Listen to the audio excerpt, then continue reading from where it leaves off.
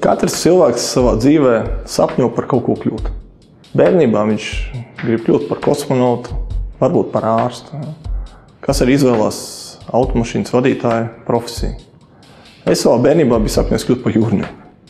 Un jūra vilināja, tas bija kaut kas tāls, nesaprotams.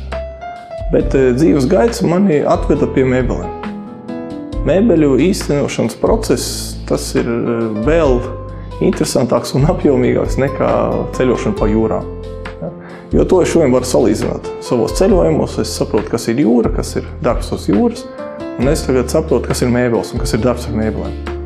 Mēbeles manā uztverē ir ne tikai kaut kāds izstrādājums, bet tā ir tāda specifiska pieeja ar sajūtām, ar garšu. Jo katrs projekts ir individuāls kopā ar jums. Jūs atnākat ar savām vēlmēm, savām iecerēm. Mēs jau sēžoties kopā ar jums, viņus sākam zīmēt, īstenot.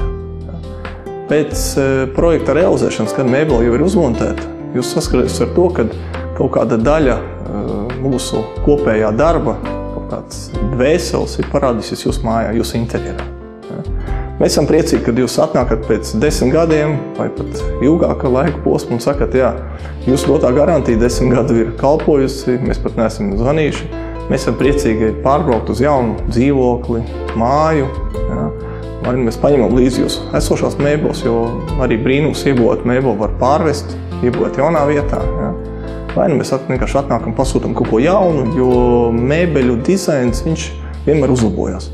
Ir klasiskas vērtības, jā, par kurām runājam, bet ir arī modes tendences. Un, ja cilvēks grib sekot modes tendencēm līdzi, tad tomēr viņam ir tam jāpieskaņojas. Mantu sistematizēšanā ļoti maz kas mainās. Mainās varbūt tāds niansīts, jā, un kad mēs veidojam tādu kredo priekš savu uzņēmumu, būt elegantam katrā niansē, tas tieši attiecas vairāk uz mantu sistematizēšanu. Pēc tam, kad jūs esat dabūjuši krāšņu, skapi, garderobu vai grāmatu plauktu, mēs ar jums varam šo sadarbību arī turpināt. Ja? Jo mūsu iespējas arī pārnesās tālāk. Tas ir tāda neliela atkāpe par produkciju. Par sapņu īstenošanu, ar ko es sāku mūsu sarunu, es varu pateikt tā, ka realizējot tieši mēbeļu projektu, es esmu kā mākslinieks, kā burvis. Jo es uzburu to mēbeli, kas jums stāvēs mājās. Vienkārši ar zīmuļu palīdzību, ar tehnisku rasējumu. Ja. Jūs ieraugot kaut kādu bildīti, kas pēc tam īstenojās. Tā kā es varu pateikt, ka esmu izvēlējies savā dzīvē tādu burju profesiju.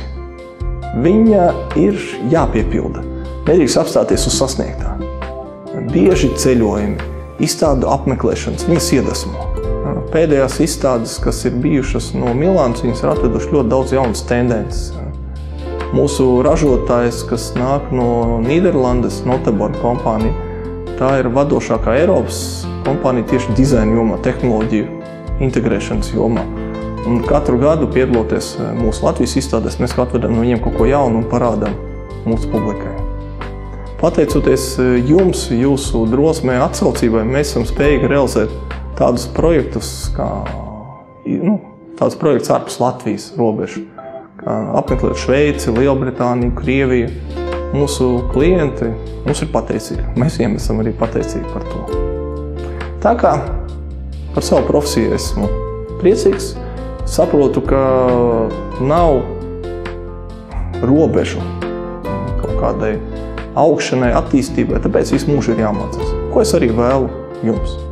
Mācīties, attīstīties, izaugt un atrast savu sapņu vietu, sapņu profesiju. Uz tikšanos mūsu salonā, Cēsu ielā 31.